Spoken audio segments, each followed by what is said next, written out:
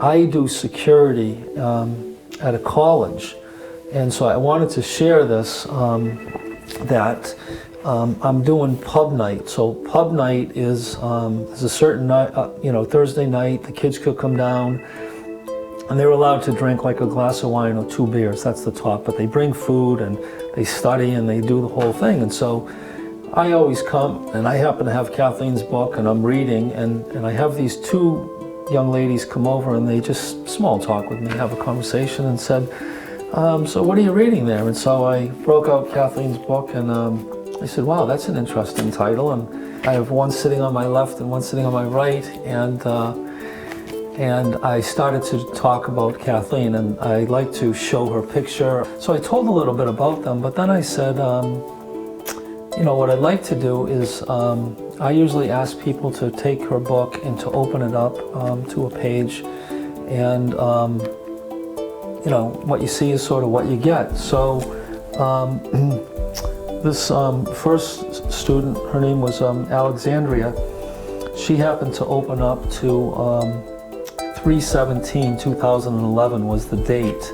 Well, this student read these words: I call all my people, and I call my people to gather for a fast. Yes, you, every one of you. The call will go out, and it will go out and touch the ends of the earth.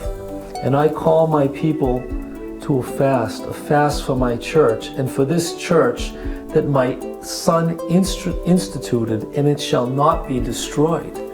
So this girl starts crying, and out of her mouth comes, I was raised a Catholic.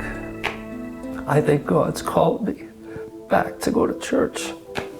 So, beautiful thing. Well, now, the friend over here, she's, same thing, opens up 9/22, and same exact sort of, reaction.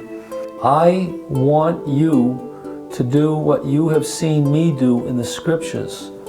I want you to care for the poor. I want you to reach out to those who are lonely. I want you to bring my healing word to those who are sick.